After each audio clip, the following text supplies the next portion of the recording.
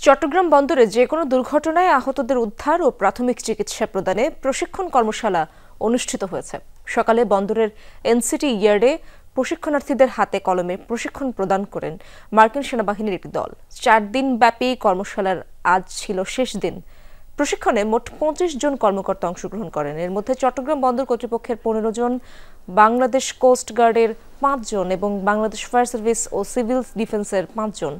বন্দর কর্তৃপক্ষ জানায়, আন্তর্জাতিক মানসম্পন্ন প্রশিক্ষণ কর্মশালা অংশগ্রহণকারীদের দক্ষতা বৃদ্ধি ও জরুরি চিকিৎসা সেবা প্রদানে গুরুত্বপূর্ণ অবদান রাখবে।